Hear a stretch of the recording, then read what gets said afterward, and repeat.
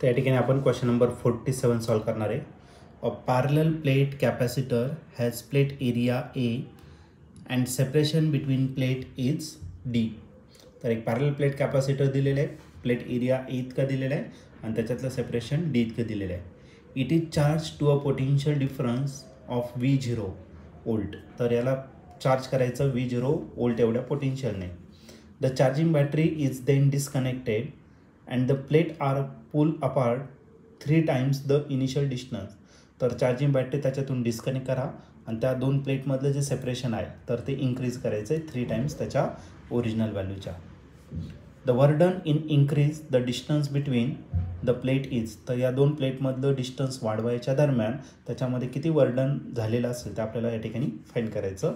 ब्रॅकेटमध्ये दिलेलं आहे ε0 permittivity of free space. तर हा क्वेश्चन 2023ला आलेला होता. याच्या 4 ऑप्शनपैकी पहिलं जे ऑप्शन आहे ते आहे A 3ε0 a V0 square upon D. B option आहे ε0 a V0 square divided by 2d. C option आहे ε0 a V0 square divided by 3d. D option लास्टचा आहे ε0 a V0 square divided by D.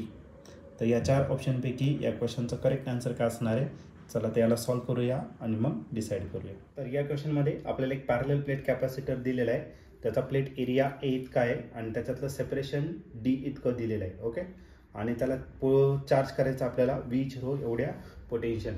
तर या केसमध्ये आपल्याला कॅपॅसिटन्स ऑफ कॅपॅसिटर दिलेला आहे आणि कॅपॅसिटन्स ऑफ कॅपॅसिटरचा जो फॉर्म्युला घेतला तो रिप्रेझेंट करणारे सी ने.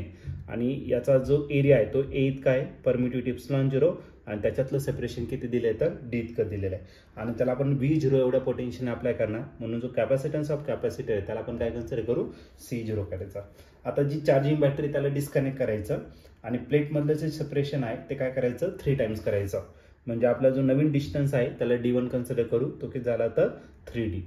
तिप्पट केलं डिस्टन्स, काय केलं आपण 3 टाइम्स केलेलं आहे, तिप्पट झालेलं आहे. ओके, मग त्या केसमध्ये कॅपॅसिटन्स ऑफ कॅपॅसिटर काय असणार, बाकीचं काही चेंज करायचं नाहीये. कॅपॅसिटन्स ऑफ कॅपॅसिटरचा जो फॉर्म्युला घेतला, एरिया तेवढाच असेल, ε0 पण तेवढाच असेल, मात्र डिस्टन्स चेंज होणार आहे ते आपण D1 घेतलं आणि D1 म्हणजेच किती तर आपला 3D. मग झाला ए ε0 D1च्या जागी आपण काय केलेलं तर 3D आपण या ठिकाणी पुट केलं. याला जर सिम्प्लिफाईड केलं C1 तसंच घेणार, 1/3 पण तसं ठेवणार आणि ब्रॅकेटमध्ये जो राहणार आहे ए ε0 आपण कराईल D. But what is A ε0 D, तर तो असतो तुमचा C0. मग आपला C1 इज इक्वल टू काय असेल 1/3 आणि झाला काय तर C0. आता याच्यामध्ये काय केलंय, तोच कॅपॅसिटर आहे, फक्त आपण याच्यातलं सेपरेशन काय केलंय, चेंज केलंय. म्हणजे याचा अर्थ काय, सुरुवातीला चार्ज Q1 आणि Q0 हे दोन्ही कसे असतील तर सेम असतील. ओके, आणि कॅपॅसिटर सीचा जर फॉर्म्युला घेतला तर सीचा फॉर्म्युला काय असतो Q/V. मग त्याच्यानुसार घेऊ शकतो. तर या केसमध्ये इथंच लिहितो मी, बट Q1 आणि Q2 सेम असणार आहे. तर आपल्याला माहिती आहे डायरेक्टली आपण सीचा फॉर्म्युला घेऊन टाकू. सीचा फॉर्म्युला काय Q/V. मग V1 झाला आणि चार्ज किती झाला तर Q1, ते इकडे घेऊन टाकू. वाटलं सर C1च्या जागी काय करणार Q1/V1 इज इक्वल टू 1/3. C0च्या जागी काय टाकणार तर Q0/V0. ओके, तर पोटेन्शियल पण जे चार्ज आहे स्टोर झालेले ते कसे असणार, सेम. मग आपण या ठिकाणी करू, but Q1 is nothing but Q0. दोन्ही चार्जेस सेम असणार आहे, चार्जेस एकच असणार, कॅपॅसिटर एकच आहे, म्हणून हा जो Q1 आणि Q0 आहे तो काय होणार आहे कॅन्सल. म्हणून आपण राईट करू शकतो 1/V1 इज इक्वल टू 1/3 आणि इंटू 1/V0. Q काय झाला कॅन्सल. मग हे सगळे न्यूमरेटरला 1 आहे, याचा रेसिप्रोकल करून घ्या, म्हणजे आपण V1 जो भेटणार आहे तो किती भेटणार तर 3 टाइम्स V0 इतकं भेटेल. आपल्याकडे कॅपॅसिटरचं रिलेशन आहे आणि दुसरं म्हणजे काय पोटेन्शियलचं रिलेशन आहे. मग आपल्याला काय करायचं, वर्क डन या ठिकाणी फाईंड करायचं. मग work done is nothing but change in energy. मग फायनल पोटेन्शियल एनर्जी मायनस काय initial electrostatic potential energy. U1 जर घेतला तर कॅपॅसिटरचा फॉर्म्युला 1/2 CV².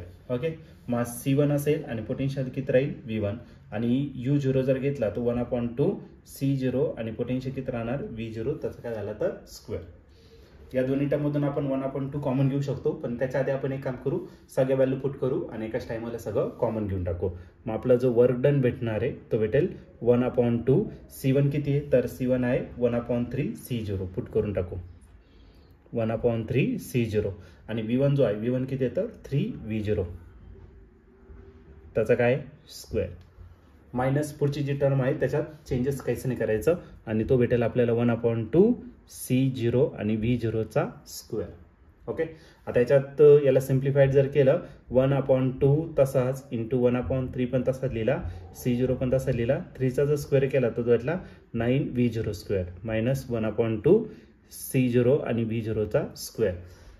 3च्या टेबलमध्ये 9 आहे 3 1 1 3 3 9 म्हणजे आपला जो वर्डन आहे तर आता बरेचसे टर्म तुमच्या कॉमन येणार आहे जसे की 1/2C0 आणि V0 स्क्वेअर हे काय आलं कॉमन 1/2 घेतला C0 घेतला आणि V0 म्हणजे इथे या ठिकाणी काय राहिलं 3 आणि इथलं सगळंच कॉमन घेतलेलं आहे म्हणजे हा काय राहिला तुमचा -1 3 - 1 किती झाला 2 म्हणजे आपला वर्डन जो आहे तो किती भेटेल 1/2C0 V0 स्क्वेअर आणि आलं 2 2 काय झाला आपला कॅन्सल मग आपला वर्डन भेटेल आपल्याला C0 V0चा स्क्वेअर.